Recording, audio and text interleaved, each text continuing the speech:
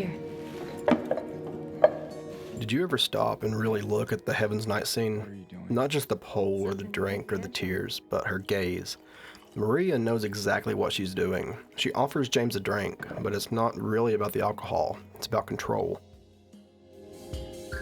No? You sure? Temptation, longing, guilt. She's not asking to numb the pain. She's daring him to relapse into it.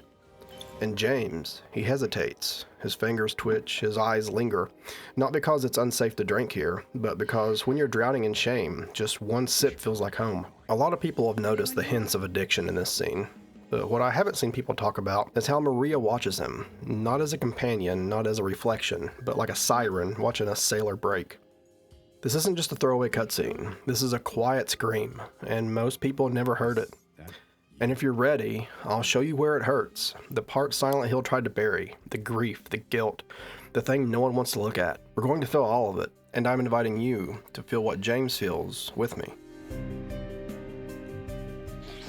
This video is part of Jake's Save Room, a curated game archive where we're preserving the stories that deserve to be remembered. From obscure gems to these massive titles, we spotlight games that matter. And while most of what we do is retro, today we're stepping into the Silent Hill 2 remake. Not because it replaces the original, but because this version gave me something I wasn't expecting. There's more emotion, more symbolism. This isn't a shift in direction. Our core focus will always be retro. But if you're open to it, I might revisit modern games like this now and then, when there's something worth breaking open. Lie. Go ahead. Say it. Or you could just force me. Like he always did.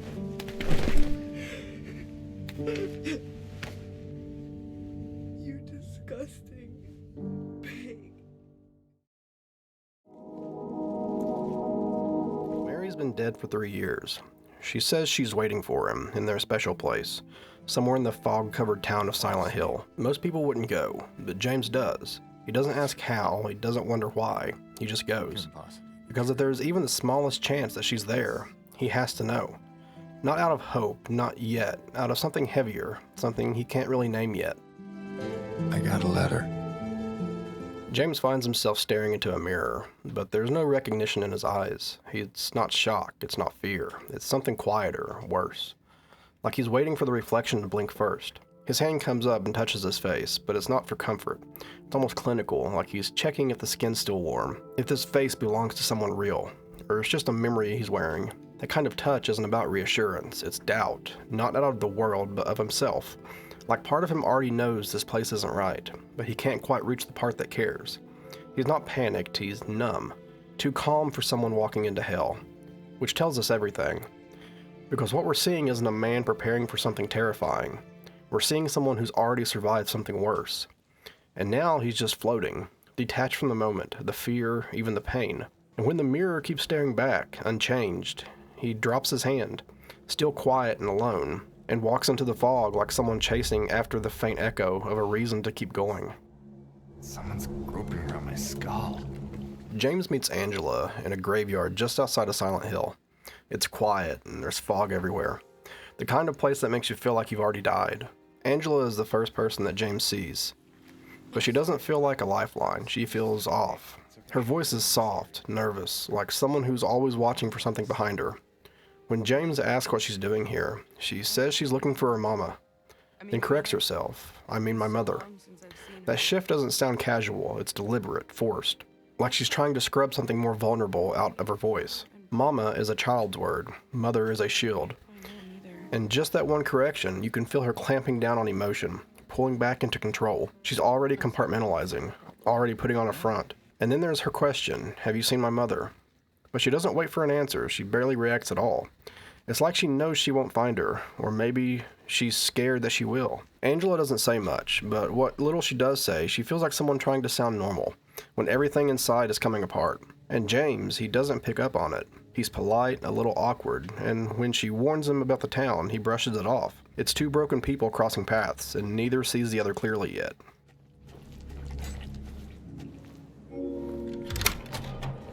Silent Hill doesn't welcome James, it waits.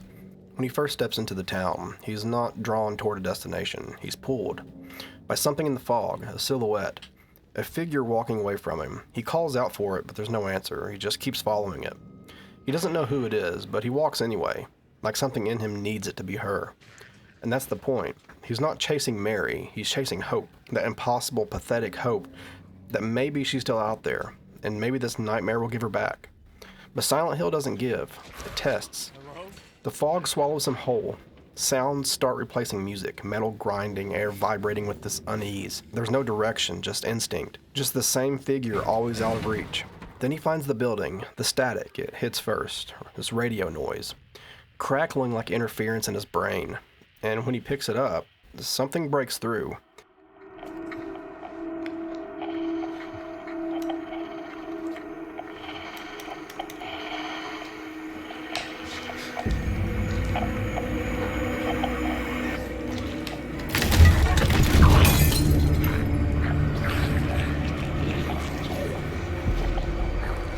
A creature, twisted, restrained, and faceless, crawling out of the wall like it had been listening and waiting.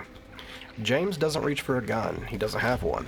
He grabs a wooden plank, his nails still sticking out of it, something he rips from a boarded-up window. He fights the unknown with something torn from a place meant to keep things out. And that's the pattern. James isn't prepared for any of this. He doesn't come armed. He doesn't come ready.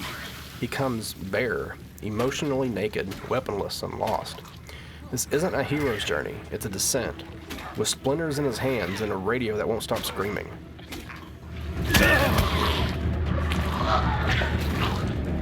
This is the first of many creatures James is going to face.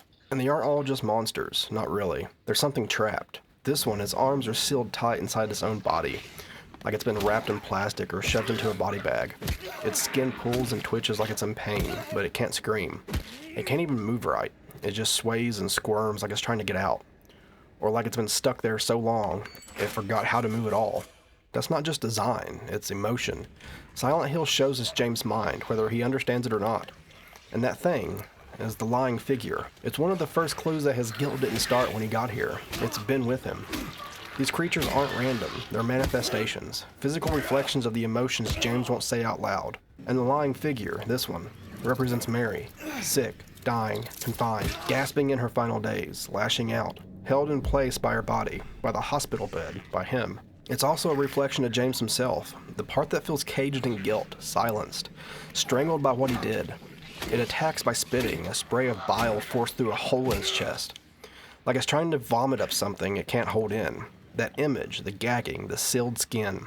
It's not horror for effect, it's a symptom, it's suffering.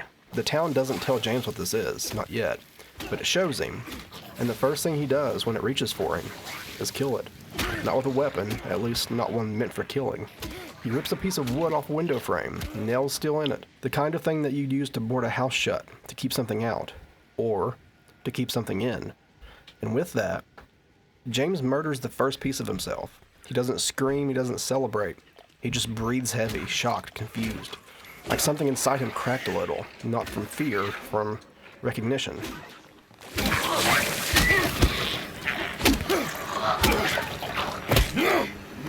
After the fight, things don't settle, they just stretch out. James doesn't really know where he's going, but the world begins nudging him. Memos, matchbooks, notes from people who didn't make it. Everything points to Nelly's bar, like it's waiting for him. And when he gets there, it's not a safe room, it's not a revelation. It's a jukebox covered in a drop cloth, broken, silent, like someone tried to bury a memory but didn't do it right. This is where the game starts handing you pieces, quietly, one at a time.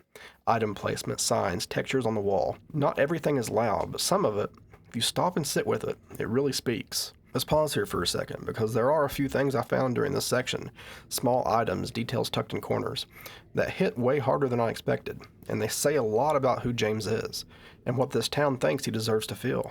First off is the healing items. He finds them everywhere. On benches, inside bars, tucked away in little corners like forgotten warnings. A bottle of nutritional supplements, a dirty syringe. At first glance, they're just healing items, just game logic. But that's not what this game is. That's never what this game was. The nutritional supplement is caked with grime. It looks cheap, generic, the kind of thing someone buys when they can't eat, when the pain is constant, and sleep is a memory. It's not there to help him get better, it's there to keep him just functional enough to keep going. A substitute for care, a placeholder for real support. And then there's what it says at the bottom of the label. For adults only. Do not exceed the stated dose. Keep out of the reach of children. Clinical, cold, like a warning meant for someone who isn't listening anymore. It reads less like instructions and more like a cruel joke, because by now, we know James isn't trying to heal, he's trying to forget. Then the syringe, rusted, discolored, we don't know what's in it. It could be painkillers, it could be something stronger. The implications is worse than clarity, because the game doesn't say it, but the idea is loud. James is medicating something. Maybe his body, maybe his guilt, maybe his memory. And in a world where monsters are born from trauma, the way we heal becomes just as symbolic as the way we suffer. This isn't a health system, it's a survival system. Not in the game design sense, but in the emotional one. James doesn't heal because he wants to live. He heals because the town won't let him die yet.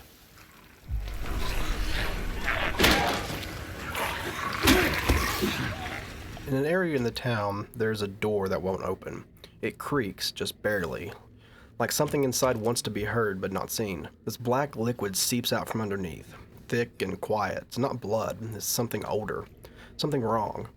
James tries to push it open but it won't budge. And right next to it is a hole in the wall. It's not a puzzle or a game. It's just an opening. No clue what's on the other side of it. Just darkness. And here's the thing that sticks with it. The player doesn't just press a button and watch James search. You have to click it 3 times. He doesn't find anything at first, but he keeps going. Each time, deeper. Each time, closer to what's on the other side. That's not just gameplay, that's a descent. James is choosing to push further into something he can't see, because something in him needs to. Like he's not afraid of getting hurt, like he wants to feel something. When he attempts to open the door, he recoils. There's a smell, something putrid. His hands come back coated in black. It's not a trap, it's a mirror. That door won't open because it's not ready to be faced, but the rot still finds its way out. And James, he's willing to reach into places that make him sick, just to keep moving. Because it's not about survival, it's about guilt. About going back to every wound he never treated, just to see if it still festers. And it does. And in the pharmacy there's a receipt that you can find. It's left behind like it didn't matter, but it does. Because every name on it sounds almost real. Zalprazanax, it's too close to Xanax to ignore. Berlamin, sertraline or lorazepam. Relievamid, it echoes Revlimid, a cancer drug. And Imotnilimd. If you read it backwards, it says Demolenta. Not a real word, but it doesn't need to be. It feels like one. Like dementia. Like a slow decline. Like watching someone you love slip away one pill at a time. James' first real task in the game is to fix a jukebox. It's a simple errand on paper, find a record, find a button, fix what's broken. But this isn't just a puzzle, it's a test, a quiet symbolic gauntlet meant to see if James is still capable of repair. Because this jukebox isn't just broken, it was destroyed, smashed by someone else in a fit of pain. Someone who couldn't stand what the music reminded them of. The record was torn in half, the button ripped out. The song trapped inside was too much, too personal, too loud. But James doesn't walk away. He starts looking for the pieces. And the pieces he gathers each mean something. The broken vinyl found lying discarded in 2 halves represents a memory split, a life interrupted, a love story left unfinished. The glue you use to repair it, that's not just the gameplay. It's symbolic of James' desperation to keep something intact, to reassemble something that cracked under the weight of grief. The jukebox button, retrieved from a vandal's flooded apartment after reading his water-damaged diary. Is James linked to the act of choice? To press the button is to willingly revisit a memory someone else tried to erase. It's to say, play it anyway, I need to hear it. And the coin hidden in a cash register isn't just mechanical insert, it's payment, a toll, a small metaphorical cost to be allowed to hear the past. Then the song plays, and the jukebox works again. It plays The Long Way Home. It's a track name that cuts like a knife, because James is already home. He's in the town he and Mary once shared, but it doesn't feel like home anymore. Everything familiar is twisted, everything warm is silent. The town has become a loop of guilt, grief, and longing, and the only way back to what he lost is through a long, painful road of remembrance. That song title isn't just a reference, it's a thesis. James is taking the long way home, through fog, through rot, and through himself.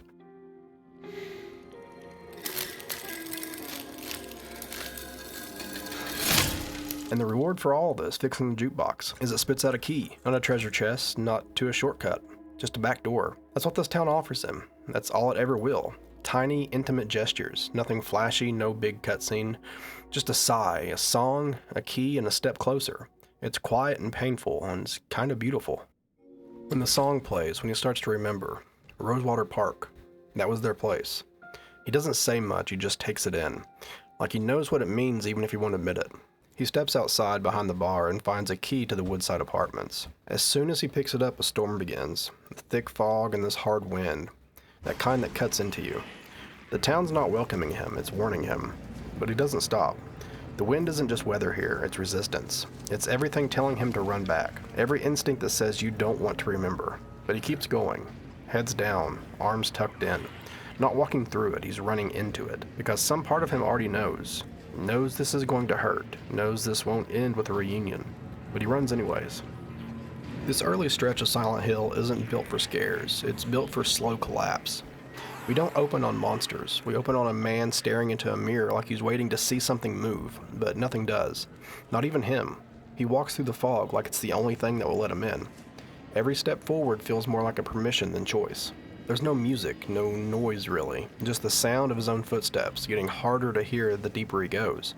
James doesn't ask for help. He follows a shape he doesn't recognize, maybe because it's easier than facing one he does. When something finally attacks, he doesn't roar, he writhes. And James doesn't fight back like a man trying to survive. He swings because there's nothing else to do. The monsters there in this part of town aren't there to punish him. Not yet. They're just there to be seen. To remind him that whatever's under the surface hasn't left. It's just been waiting. We're not in a place where pain is healed. We're in a place where it's managed. Every item feels like a coping mechanism. Every door like a choice he almost doesn't make. When the record plays, he doesn't smile. He remembers. And the moment he does, the storm rolls in. Most people run from the wind. James runs into it. That's the moment it breaks you. Not the monsters, not the puzzles, but the quiet. The way he moves like he doesn't deserve to stop.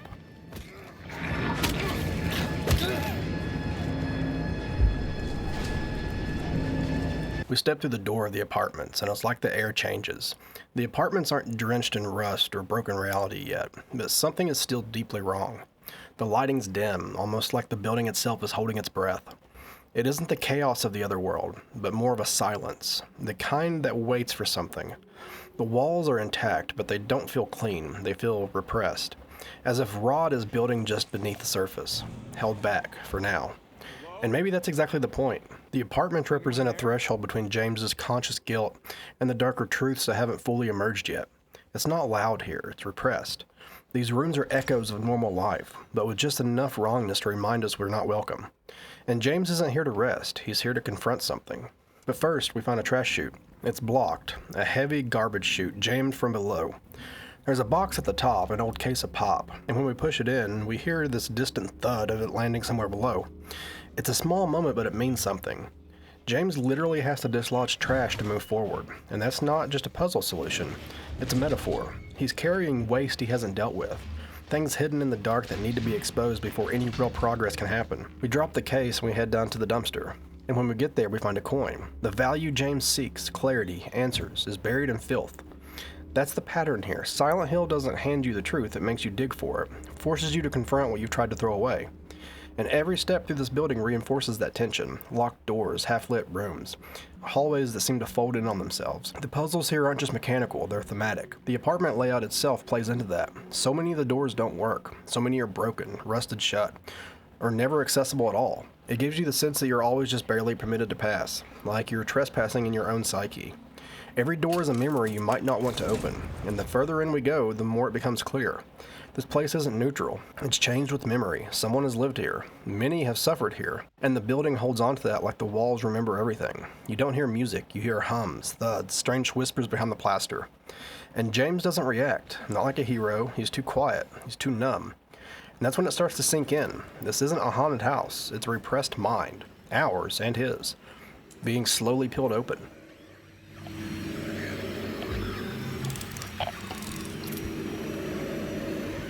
James eventually finds himself in a storage room filled with mannequins. Most of them are standard, blank, headless forms posed in still silence. But one stands out. It's wearing Mary's clothes, and it's holding a flashlight. The moment James takes that flashlight, something happens. There's a sound, a shift. It triggers his second monster encounter in the game. The mannequins. The mannequins that attack are not random enemies. They're built entirely from two lower bodies fused together, just legs, connected at the waist, with no face, no arms, no head. They're shaped like mannequins for a reason. They're not people anymore. They're objects, parts, things. This is deeply symbolic of James' state of mind. The legs only design reflect sexual objectification. They represent James reducing women, possibly even Mary, to physical form and urges. These aren't full people. They're the pieces he fixated on.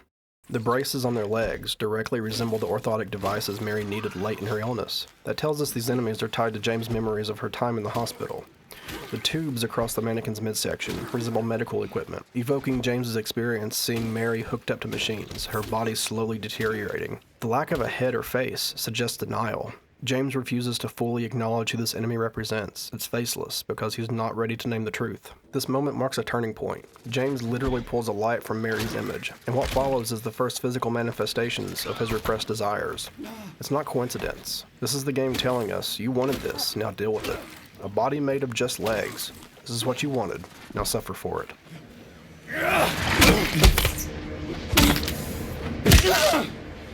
The apartments is also where we meet Eddie, another character roaming around Silent Hill. We're pulled into a small, stinking unit by the sound of retching. Inside there's a corpse crammed halfway into a refrigerator. There's rotted meat spilling out. The body's folded like it was discarded. And tucked away in the bathroom, we find Eddie, curled by the toilet, panicked and shaking. He swears he didn't do it, and honestly, he sounds like he's telling the truth. But the rot in this room isn't just physical, it's emotional, psychological. Something's festering here, and it's not just the body. This isn't a murder scene, it's a mirror.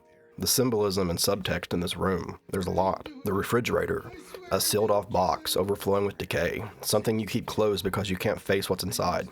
That's Eddie. He didn't kill the man, but the fridge still reflects what he's carrying. Guilt, denial, sickness he can't contain. Whether it's literal violence or emotional trauma, it's been stuffed away and left to rot. The vomiting. Eddie's not putting on a show here. He's sick. This is his body reacting to the sight, or maybe the shame, or maybe something deeper. It's symbolic purging. His system's rejecting what Silent Hill is making him see. He can't keep it down, and he can't hide it. And James is distant in this scene. James doesn't accuse him, but he doesn't comfort him either. He keeps that emotional wall up, maybe because Eddie feels familiar, too familiar, or weakness, denial, helplessness. It's the part of himself James refuses to admit is still alive, and so he closes the door on it. Then there's the invitation, when Eddie asks James to come with him. It's not just about survival, it's a plea for solidarity. But James declines because he can't leave yet. Or maybe it's because Eddie reflects too much of what James is running from. They're both stuck here, and in more ways than one. And finally, the rot. It's been a common theme in Silent Hill. It uses rot as a language. It shows us the truth no one wants to say out loud. Here, that rot is everywhere. It's in the fridge, the floor, the air. It's inside Eddie. It's inside James. And neither of them are ready to admit just how much of it they're still carrying. You too.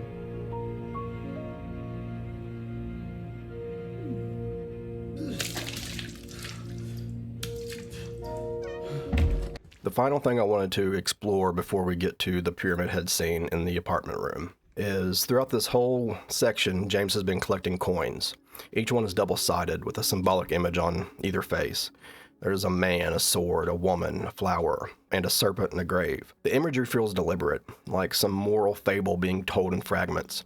But what matters isn't just what's on the coins, it's what James is being asked to do with them.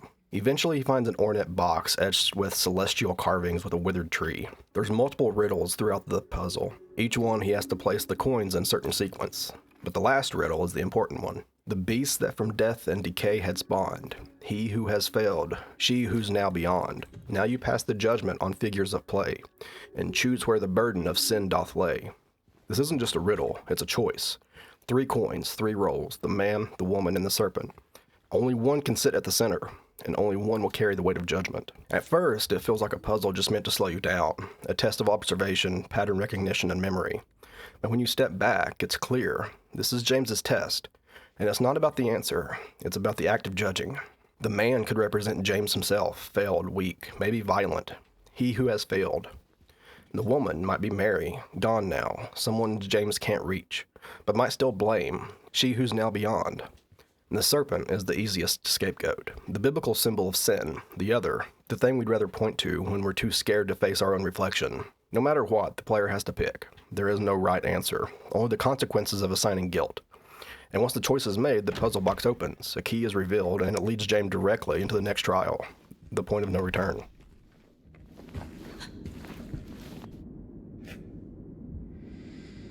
The apartment door we unlock from the coin puzzle doesn't look any different from the others, but once we step inside, there's a shift. This room is dimly lit, but it's warmer than the others. It's too warm. It's still run down, still aged and soft, but there's a quiet domesticity to it, like someone once lived here, like a home. On a desk, James finds a folded handkerchief. He lifts it up slowly, holding it with both hands, and unfolds it with care. He stares, longer than he probably usually would. There's no dialogue, but the silence says it. This is familiar. Maybe it's Mary's, maybe it's not. It doesn't matter. James remembers something. Then the spell breaks. A mannequin enemy is thrown violently onto the floor behind him. James doesn't attack. He doesn't panic. He just turns and stares at it. Slowly, he walks towards the struggling body when he notices something off to the right. Pyramid Head is there. He's crammed into a small kitchen space doing something to a second enemy's body. It's unmistakably sexual. Undeniably cruel. But James still doesn't react. He doesn't flee. He watches for a second. There's not much sound here, just the sound of flesh. Something's wrong with James's silence. Something's wrong with the way he watches. There's a closet door slightly ajar across the room, and James walks to it. He doesn't run, he walks. He steps inside the closet and closes it quietly. We watch him now through the slates. His breath is hitching, his gun's trembling in his hand. Pyramid Head stops what he was doing and starts walking towards the closet. He doesn't run, he doesn't rush, just slowly approaches, until he's standing directly in front of the door that James is behind. Then he moves, stretching his arms, posing them outward, jerking into odd, tense configurations, almost like a ritual or a warning. He stops and stands still. James watches, his eyes are wide, chest is rising with unsteady breath. Then he raises his gun and fires 2 shots, then a delayed third.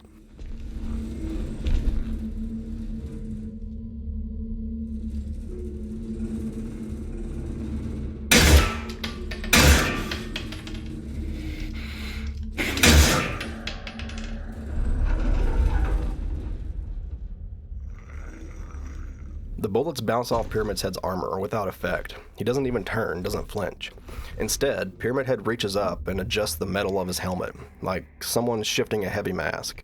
He turns slightly, just enough to glance back over his shoulder, just enough to be felt. Then he walks over to a red door, completely out of place in the apartment, rusted. It almost feels glowing, humming with the unnatural. Before leaving, he grabs the leg of the downed enemy and slowly drags it with him. The door opens, then closes. James leaves the closet before Pyramid Head even finishes leaving the room. And maybe that's the most important part here. Because James isn't afraid he'll be killed. He knows he won't be. He follows. And when he steps through the red door, he finds another building directly across. Close enough to step across, but impossibly high, impossibly vast. This isn't the same apartment, and this isn't just a room, it's a threshold. And the real descent begins here. And there's a lot of symbolism we can break down here. The handkerchief from the beginning of this scene. A thread of memory. James's hesitation, the way he unfolds it and holds it, suggests he recognizes it. It could have been Mary's, but most importantly, it grounds him in a moment of vulnerability, just before his most violating confrontation with Pyramid Head. The past softens him, just enough before the monsters come. And then the fact that James was watching before he went into the closet. James doesn't intervene with Pyramid Head assaulting the mannequin. He doesn't panic or yell. He observes. This scene is not about James witnessing cruelty. It's about complicity. About how long he'll wait and how silent he'll stay. The horror isn't just what Pyramid Head does, it's that James doesn't try to stop it. The closet. It's classic horror. A place of hiding but not safety. The way James watches through the slates, trembling, unable to look away, mirrors the player's own helplessness, but it's also James trying to contain something, his judgment, his fear, his shame. And it's not enough. He still raises his weapon and still shoots, even though deep down he knows it won't work. And then the poses that Pyramid Head does. His movements aren't just menacing, they're ceremonial, as if acknowledging James' presence, performing for him, because Pyramid Head is not a random monster. He is tailored, a creature not of instinct but intention. He sees James, and James is meant to see him. And the red door is a visual rupture. It's not decayed like the rest of the world, it's inflicted. This is the gateway to James's personal otherworld. After this door, the rules change. The city is no longer just strange. It becomes James's subconscious, manifested and flesh-bound. And here the descent begins. James stepping across that impossible space into the next building marks the beginning of the spiral. He follows his punishment willingly. There's no confusion in his movements, just silent, growing understanding. He's not here to escape. Not anymore.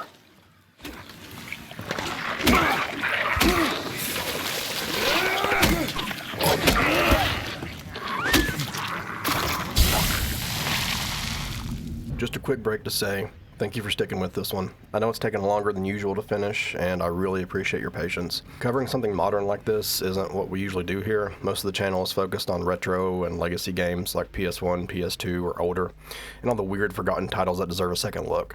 But every now and then, if something really resonates, we might make space for it, especially if you all want to see more. So if you're into these deep breakdowns, preservation, and games that actually mean something, this might be a channel worth sticking around for.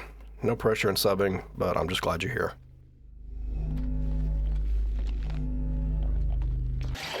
After the threshold, everything changes. James enters the otherworld version of the apartments, and though the layout remains familiar, the tone is not. The building is rusted over, darker, decaying. Its walls seem to pulse with this rot. Metal grating replaces carpet. A low groaning ambient sound, like steel breathing or a wounded engine, fills every corridor. It isn't a soundtrack, it's the sound of the place itself. The apartments feel alive now, diseased, watching. There's not really any cinematics here in this section, but there are moments that quietly sink in. Small things in the scenery, like the vacuum cleaners have 666 scrawled across them. There's a silhouette in a window you pass just once, quietly watching you before it vanishes. The fire escapes creak beneath your feet, and the shadows are just longer here.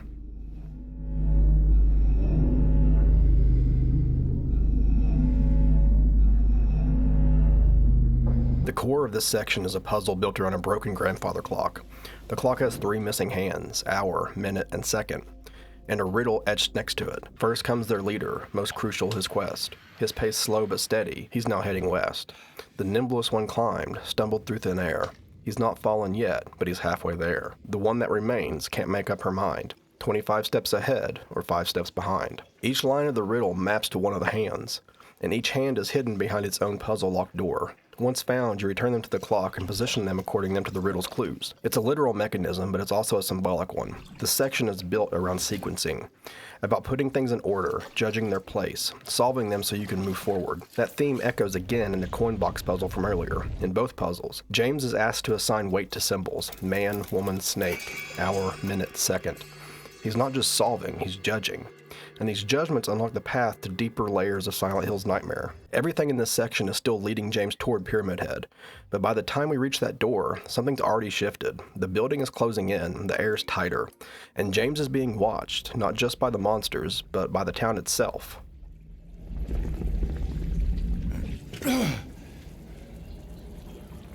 At one point in this section, James walks into a room and finds Angela lying on the floor in front of this massive mirror. She's not startled, she's quiet and distant, staring into the reflection with a knife in her hand, barely reacting when he speaks. This is one of the most emotionally charged moments in the apartment section, and it tells us more about both Angela and James than almost any cutscene so far. Angela's posture, the mirror, the knife, it's all deliberate. She's not looking at James, she's watching his reflection. She's speaking into the space between them. There's a gap there, between perception and reality, between who she is and who she thinks she's allowed to be. And we're seeing that fracture visualized in real time. The mirror isn't just a backdrop, it's her self-image, a reminder of the pain she sees when she looks inward. And the knife, still in her hand, gently pressed into the floor, isn't about violence outward, it's inward. The implication here is self-harm, control, a moment of deliberation, where Angela isn't sure if she wants to keep going. She asks James to hold it for her, then recoils. Her trauma won't let her accept help, not fully. And here's where it gets even deeper. She says, "We're all the same." James responds, "But I'm not like you." And that's the first clear crack in his denial. The first time the game offers a mirror, not for Angela, but for James.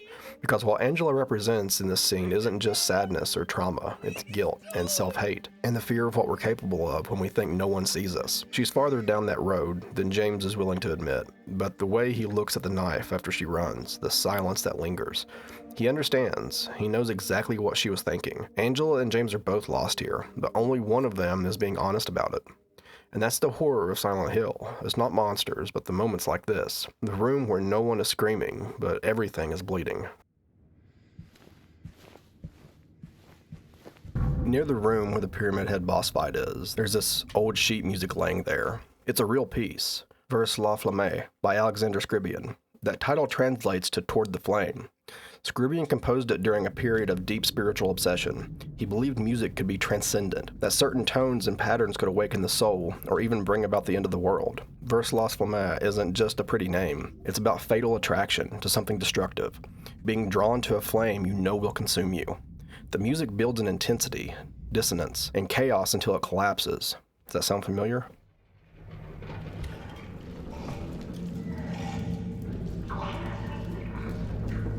Now let's walk into that room. This is our first real confrontation with Pyramid Head, and at first it looks like a traditional boss fight.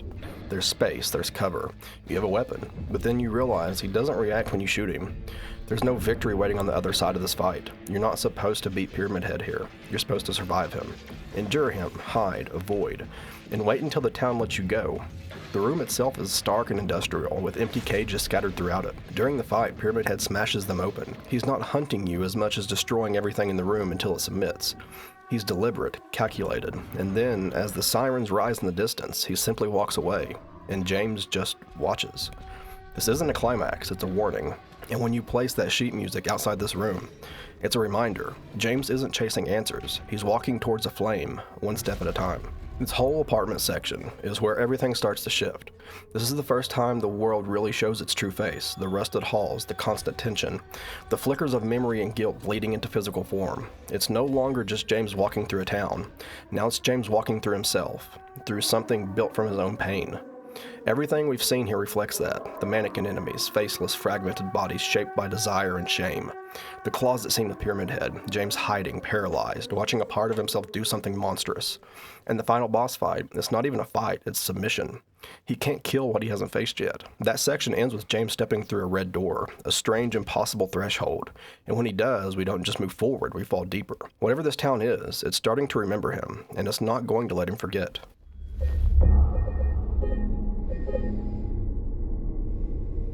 After the apartment, James steps outside, and he's back in the real world. He starts making his way to the park, and once he gets there, he steps out onto the pier. The world feels still here, quieter, less hostile. The monsters are gone, but there's something heavier in their absence. It's grief, maybe, or confusion. This is supposed to be the special place, but James doesn't recognize it. Then he sees her, a silhouette on the docks, feminine, familiar. He calls out, "Mary," and for a moment, we're allowed to hope. But when she turns, it's not Mary, it's Maria, and everything changes. James' reaction is telling.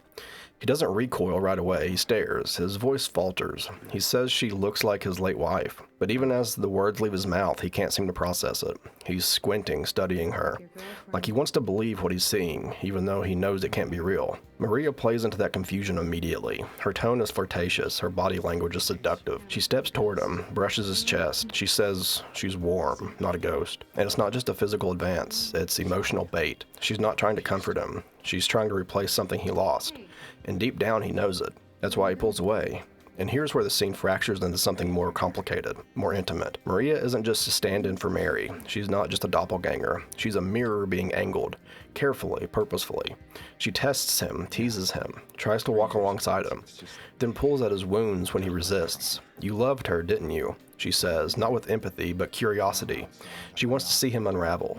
James never directly answers her. He never says yes. He doesn't talk about Mary with longing. He talks about her like a man afraid of what he remembers, and unsure what's real anymore.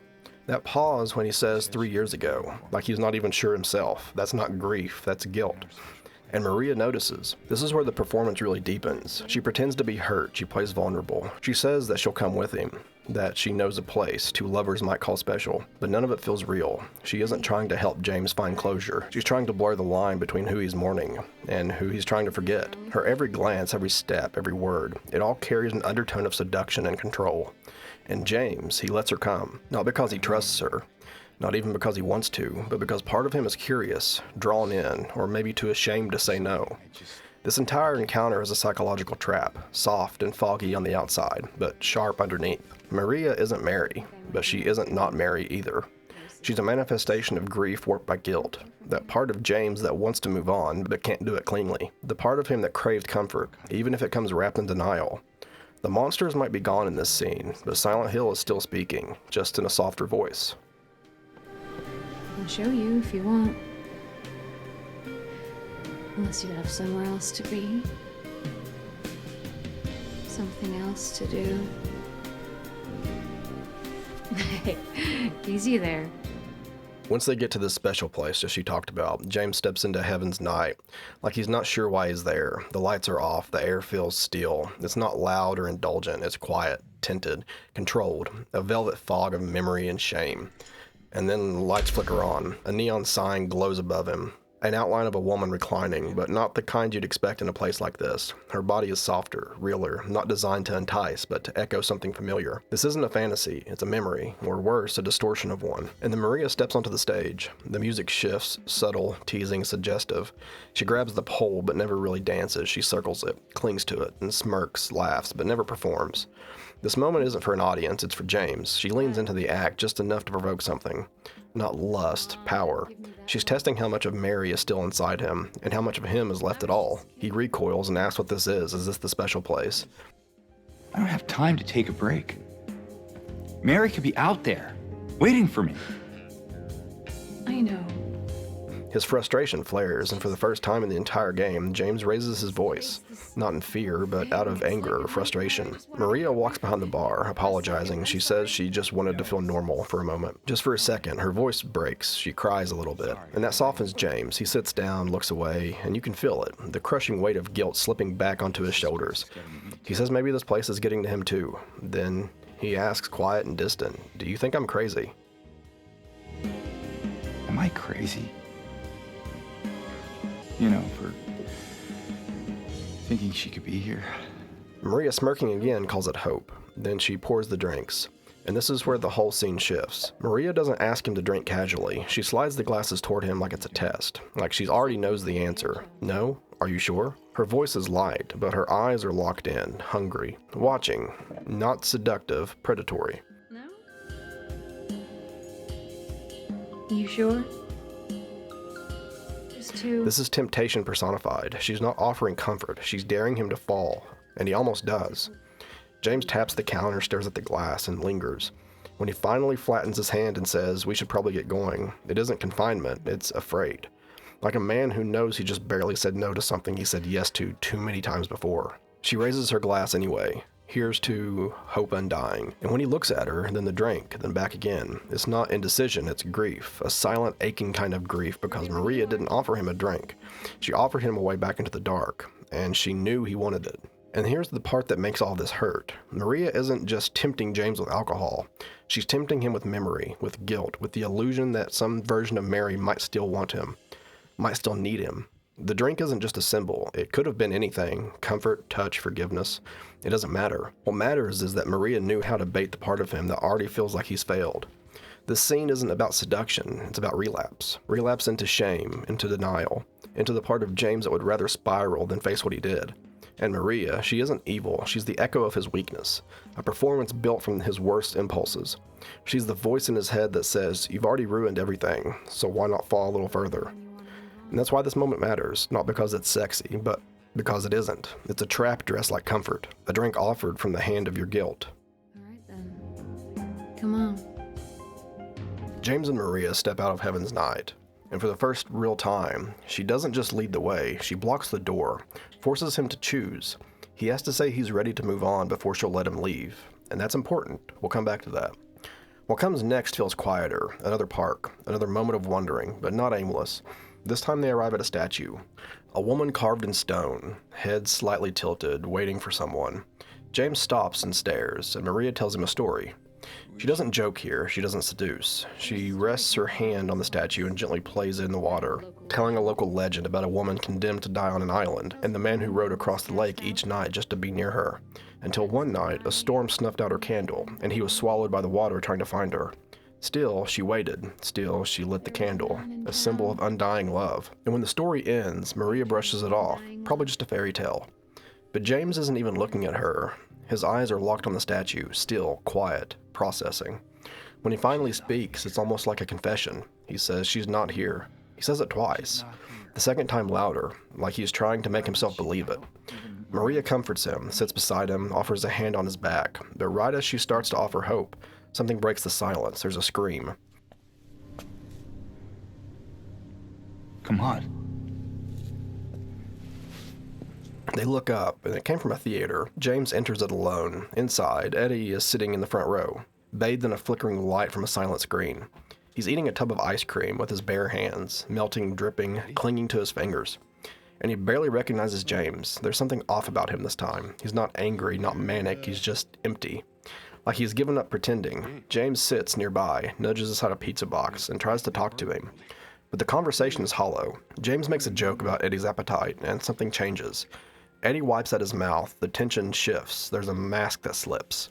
Then James hears Laura's name. Eddie says she's the one probably messing with the projector because it shuts off. But his voice is flat, disconnected, like he doesn't care anymore. James offers to bring Eddie along, and Eddie lashes out, resentful, almost like he's been waiting to be rejected. James walks away, and Eddie returns to his seat, fingers in the ice cream again. The theater goes dark. The scene isn't just strange, it's surreal, dreamlike, but deeply symbolic. Eddie is watching a blank screen because there's nothing left for him to see. He's done pretending. He's numbing. He's retreating into a moment that doesn't ask him to change. The ice cream, the seat, the isolation. That is a performance of surrender. He's not confronting anything. He's indulging in the part of him that just wants to disappear. And James, he sees it. This isn't anger anymore, it's apathy. And in a game where guilt takes shape and self-loathing wears a face, that makes Eddie more dangerous than ever. We're watching a character slide into something irreversible, not with a scream, but with silence. With melted ice cream and a screen playing nothing. A man too tired to care anymore. And that's Silent Hill. It's not where people came to die. It's where they gave up pretending they didn't already.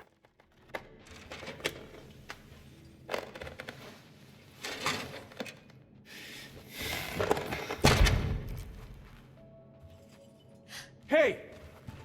And for these three scenes, Heaven's Night, the park, and the theater, there's a lot going on here. The statue is a fusion of all three. The woman waiting represents Mary, dead but still present in James' mind. Maria mirrors her idolized traits, and the story romanticizes self-destruction in the name of devotion. This is James' psyche on display, the part of him clinging to a memory he knows he already lost. The man is James. The tale of the man crossing the lake is James' internal journey. He's fighting the storm of guilt, denial, and self-loathing, trying to reach a version of Mary that might not even exist anymore, or never did.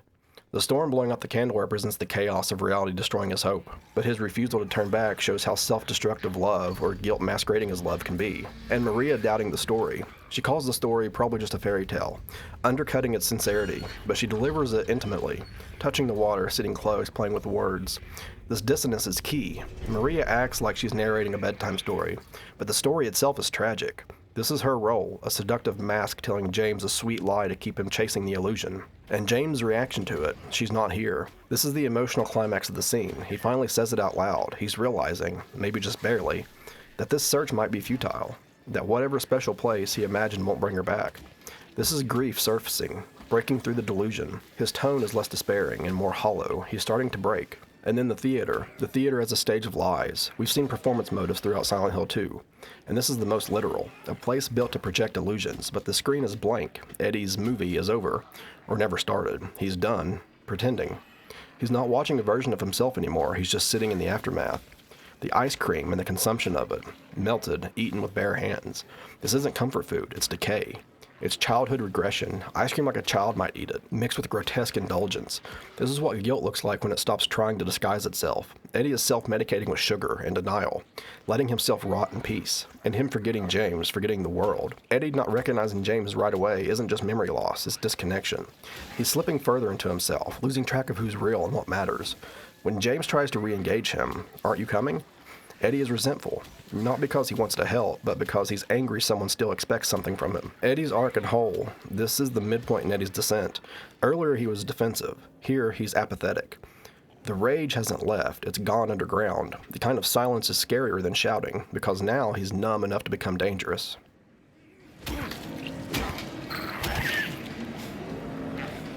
And then, what binds it all together? Undying love is a poison and a hope.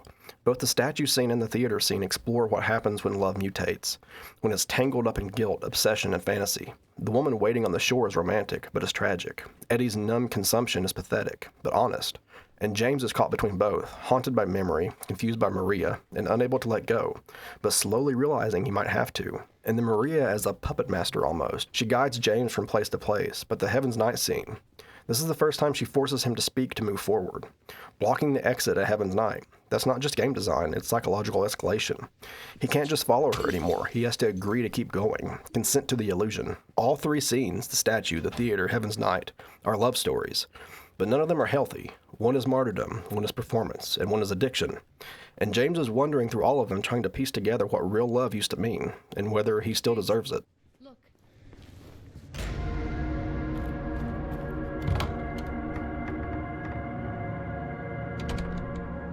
Inside the theater, James spots Laura, and of course, as soon as she sees him, she runs away. James and Maria give chase, and Laura runs into the hospital. The first big thing they do when they enter the hospital is turn the generator on. They need to power the elevators. When they do this, they ride to the second floor, and once the second floor opens, we step into something quieter than fear. It isn't threatening yet, just dim. A soft piano theme hums in the background, low and melancholic, as if the hospital itself is exhaling. The kind of music you'd hear in a memory that hurts too much to hold. And at the end of the hallway, a window is shattered. The wind and rain have started. Thunder rolls far away, slow and dragging. It's the kind of weather that marks endings. James stares out of that broken window. And it's not just the view he's seeing, it's the void he's about to walk into.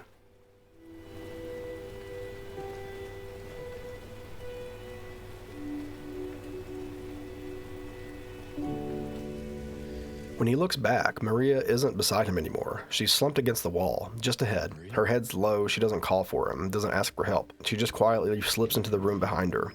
There's no monsters or screaming here, it's just a soft, slow folding in. James follows her, but with hesitation. It's the first time he sees her fragile. She's seated on the bed, hands clasped over her knees. Her eyes don't meet his, and when she finally speaks, it's with a tremble. It says, "I'm sorry." It's such a human line, so unremarkable, but it cuts like guilt. What's happening here isn't seduction, it's collapse. Maria shifts from alluring to incoherent, like the performance is breaking down mid-act. She tells James it's probably just a hangover, and takes a handful of unnamed pills with a soft gasp. It doesn't look like a lie, it looks like the only script she remembers. James tells her to rest, and for a moment, it's intimate, but not romantic. It's tender in a way that feels forced on him. She lays back on the bed and giggles, curling her knees and sighing, so comfy. But something's off. The effect is too strong. The rhythm of her emotions doesn't match the room.